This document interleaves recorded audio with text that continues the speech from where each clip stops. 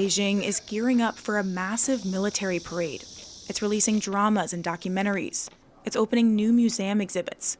Its television channels will broadcast nearly 100 war-themed movies through the end of the year, all to mark the 80th anniversary of the end of World War II.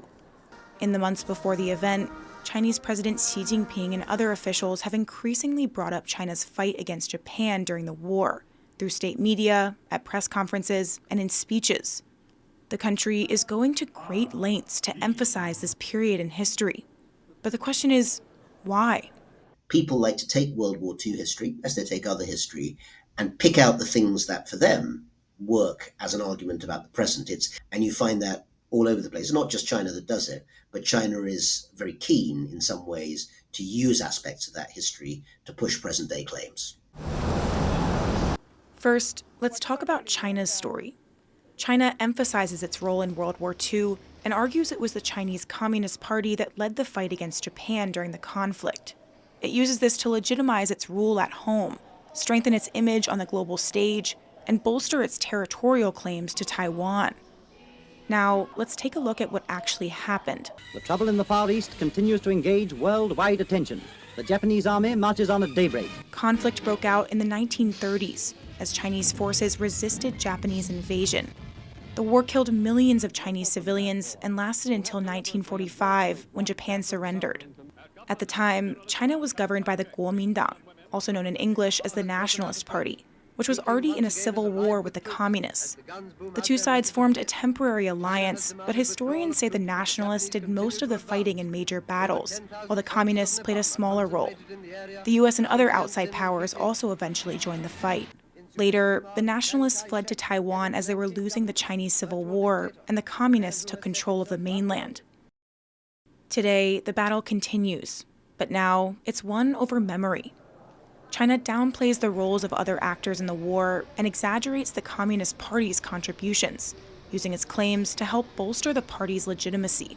So, because the Chinese Communist Party famously is not a party that seeks legitimacy through democratic elections in the sense of multi-party elections, the historical record is very important in terms of shaping its argument that it has a right to rule.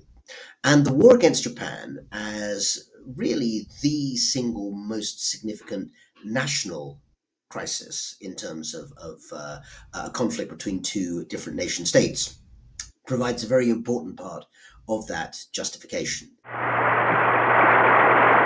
It's also using this history to bolster its reputation on the global stage by painting itself as a founding force of the post-World War II order, including the creation of the United Nations in the war's immediate aftermath, when China got one of the 5 permanent seats on the UN Security Council. This narrative leaves out one key point. China's UN seat at the time belonged to the Republic of China, led by the nationalists that later fled to Taiwan, not the communist-led People's Republic of China. The seat was only transferred to the PRC around 25 years later.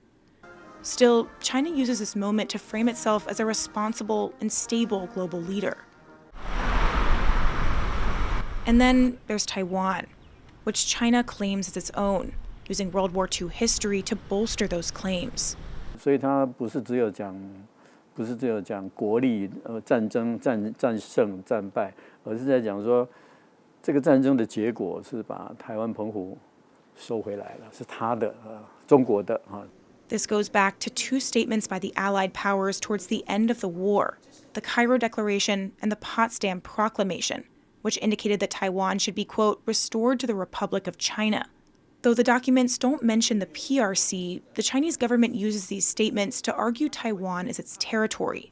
But many other countries instead consider the Treaty of San Francisco, which formally ended the war with Japan in 1951, to be more legally important. It required Japan to, quote, renounce all right, title, and claim to Taiwan without specifying who it would be given to.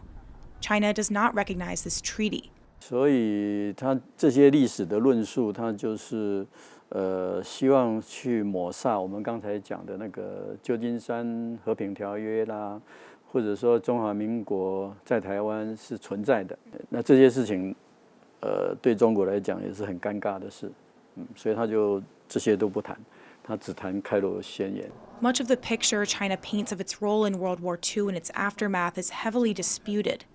Taiwan's government has strongly criticized China's story, accusing it of distorting the facts, arguing that it was the ROC that won the war, not the PRC.